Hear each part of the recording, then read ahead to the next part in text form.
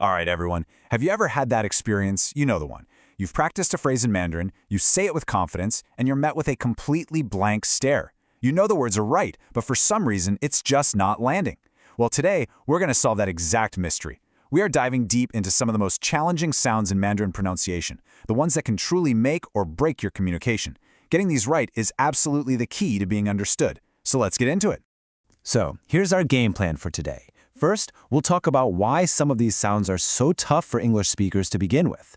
Then, we're going to systematically break down 3 of the most notorious pairs: zhe versus zhe, sh versus sh, and ch versus q.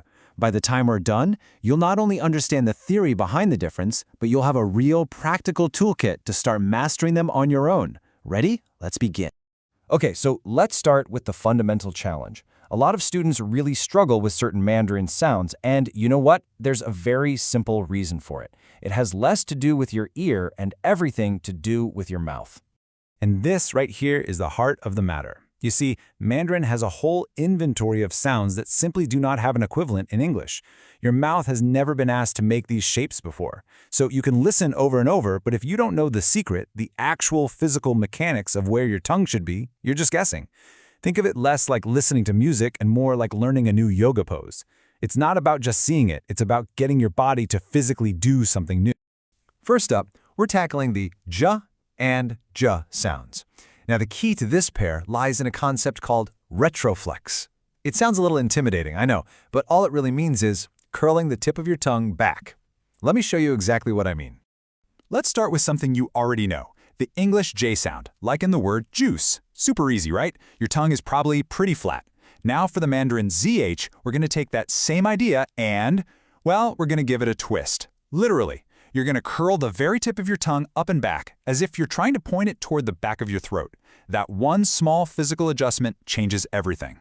Okay, let's break this down mechanically. I want you to actually do this with me. Start by saying juice. Feel where your tongue is positioned. Now for the z sound, you're going to physically pull the tip of your tongue back and up. The most common mistake I see from students is being too timid with this curl. If you don't pull it back far enough, you're just going to make an English J sound, and you risk changing the meaning of the word entirely. So let's try it in a word. The word for to know is ji. Listen carefully to the quality of the sound. Ji. See how there's a depth to it? That's because my tongue is curled way back. Now you try. Ji. Really feel that curl, that deep, kind of buzzing sound. That's the retroflex working its magic. All right, let's contrast them so you can really hear it. First, here's the English-like sound without the curl, G. Pretty flat, right? G. Now listen to the correct Mandarin sound again, J. Can you hear that deeper resonance? G, J. That entire difference is created just by curling your tongue back. That's the retroflex action. Excellent work. Now let's move on to our next challenge, the sh and x sounds. We call these sibilants. They're the hissing sounds of Mandarin. And yeah, they can be really tricky. But don't worry. Once again, the secret is all about tongue placement. I want you to think of the English sh in a word like shoe. That's going to be our starting point for the Mandarin sh. It's a soft, kind of wide hiss. Now, for the sh sound, imagine taking that soft hiss and focusing it into a sharp, narrow beam of sound.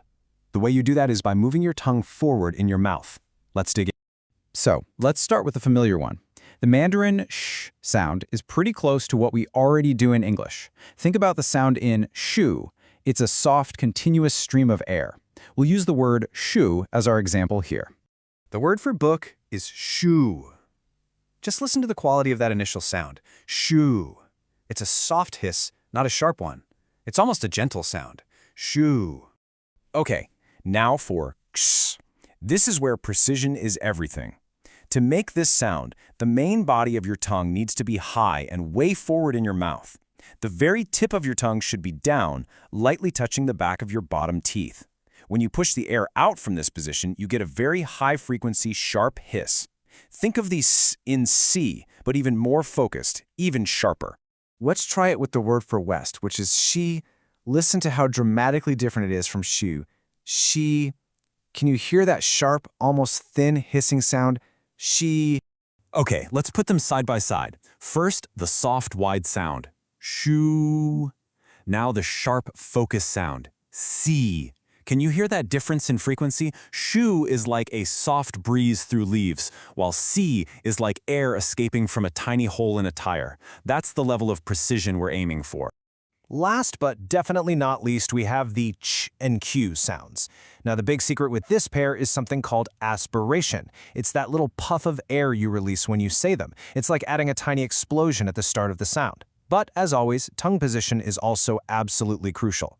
For the ch sound, we're going to go back to our old friend, the retroflex position. Yep, curling the tongue back again. It's similar to the ch in church, but with that distinctive curl. Now, for the k sound, I want you to think about the word cheese. Feel how the front of your tongue is flat and forward when you say the ch part. That's exactly the position we need. Let's start with the ch sound. Remember that zh sound we practiced with the curled back tongue? Well, chuzh is its aspirated cousin. You start in the exact same tongue position, but then you release the sound with a forceful burst of air. Try this with me. Hold your hand about an inch from your mouth and say chi. You should feel a distinct puff of air hit your palm. That's aspiration. The word for eat is chi. I'm going to really exaggerate the puff of air so you can hear it clearly. Chi. Hear that burst? Chi. It's not a smooth release. It's an explosion of air. And now for the Q sound. This one is the aspirated cousin of the J family. Your tongue position is going to be very similar to the X sound we just worked on. The body of your tongue is high and forward, and the tip is down. From that starting point, you release a sharp, quick puff of air. The word cheese is your best guide here. The word for the number 7 is ti. Listen for that sharp, high-pitched quality. Ti. It's a much lighter, almost crisper sound than the deep chi. Ti. All right, let's compare them directly. This is where it really clicks. First, the deep, retroflex, back-of-the-mouth sound. Chi. Now the sharp, forward, front-of-the-mouth sound. Ki. Listen again to the resonance. Chi, ki. One is deep and resonant, the other is high and sharp. Okay, we have covered a lot of very technical ground today. But remember, the goal isn't just to understand this intellectually. The goal is to turn this knowledge into a physical habit, into muscle memory. So let's boil everything down into a simple, practical checklist you can use when you practice.